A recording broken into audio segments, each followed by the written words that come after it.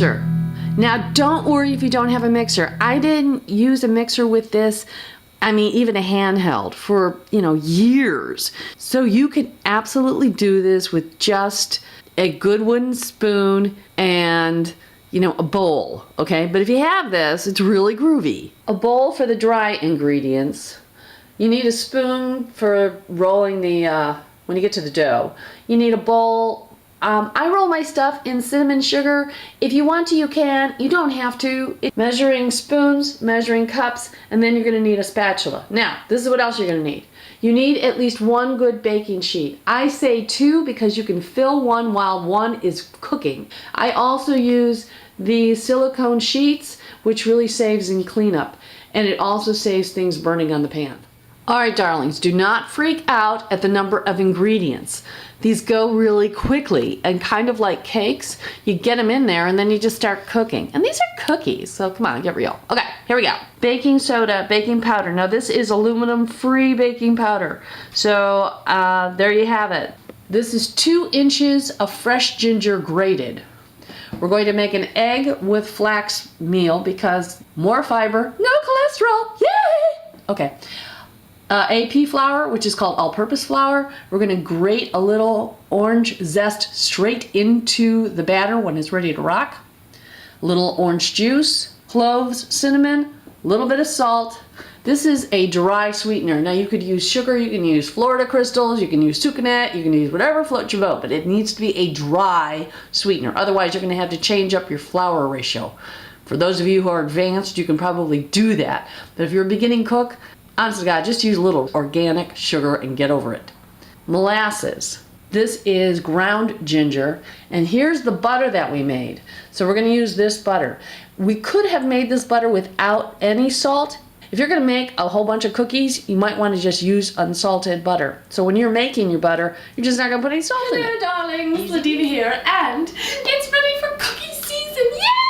Yay! For the holidays. Okay, so we're going to be making my favorite ginger snap cookies. Now, this is based on the recipe in The Joy of Cooking. So, all right, so we're going to bake. What's the first thing you do when you're going to bake something?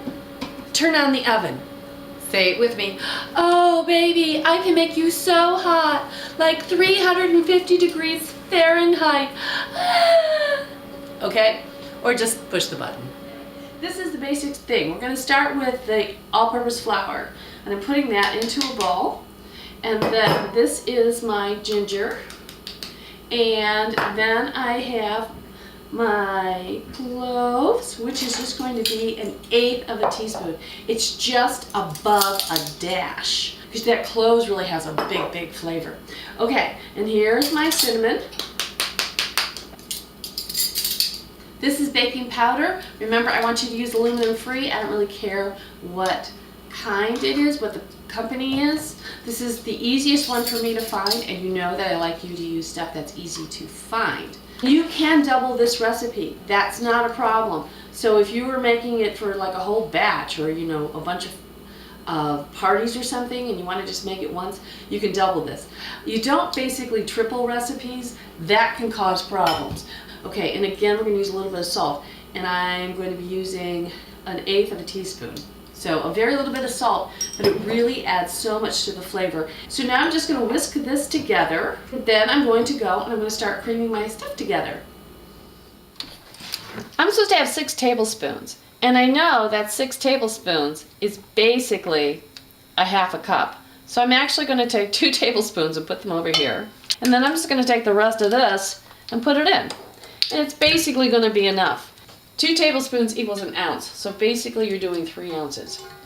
All right, there's my sugar, putting that in. And now I'm going to beat this. So now my dry sweetener is beaten into my no cholesterol butter. Yay team. Here's a quick trick. I have a little bit of that butter on my fingers.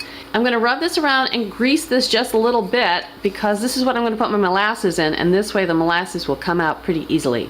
My flax meal, and I'm going to make a flax egg substitute. Thank you, Jo Stepaniak. She has vegan vittles. She's a phenomenal cookbook writer. And then you just pour it in. Oh, and it's going to coagulate, which means it's going to get gooey. Perfect, just what I need. All right, so here's my orange juice. And here's my grated ginger. I'm gonna knock that out. Okay. And now I'm going to do my molasses, which I'm measuring 1/4 cup. And it's coming out really, really easily. A little orange zest, which has a lot more flavor actually in it than orange juice. And you mix all that up. So all that is beautifully blended. And I'm going to fold in my dry ingredients. Here's a quick tip. This is the point where you go through everything on the recipe again and make sure you put in all the ingredients and that your oven is preheated. You just want to make sure everything is ready at this point. And now I'm going to start putting it in. I'm going to put about half of it in at once, and I'm going to let that fold. Okay, so that's what it looks like when I fold it in half. Now I'm going to put the rest of it in. This dough is great because it doesn't have any eggs in it, and it doesn't have any cholesterol or salmonella. So you can actually taste it. And you can decide more ginger or less ginger. Ooh, this has a nice back gingery flavor. I like it. This is about 1/4 cup of organic sugar, and I added to that 1/2 teaspoon of cinnamon. But just smell it, and if you want more cinnamon, add more cinnamon. A teaspoon of dough, okay? I'm gonna roll it. I'm gonna put it in here, like that. I'm gonna plop it on the pan. That's it. Now I'm gonna do this 11 more times. All right, so now I want to flatten these out so they make pretty cookies. So I take a nice clean bag, or you can do wax paper or parchment paper, and I just squish them at the bottom of a glass. I've got cookies, and they're ready to go into the oven for 10 minutes. All right, darlings, now I'm going to take a look at these. You want to look and see if there is a little bit of browning on the bottom, and there is. So these are done. Yay, team. And now I'm ready to put in my next batch, which I made while I was waiting for these to cook. So, oh, hi. Okay, ginger, the ginger snaps. Ginger is so phenomenal. It's a really great antibacterial. It just does so many fantastic things. Like make a ginger tea, especially if you have a cold. Ginger tea will go right in and really take care of the things that are bothering you. It's also really great for your throat.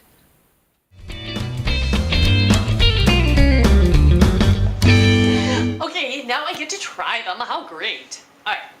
Okay, so here we have one. Now, if you want your cookies to be snappier, leave them on the pan when they come out of the oven before you put them on the cooling racks, and then they'll kind of firm up a little bit. So see, this one has a little snappy to it. Okay.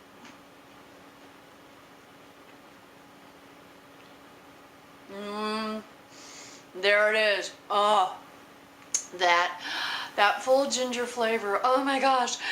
Oh, this is so good. You can have these with some port.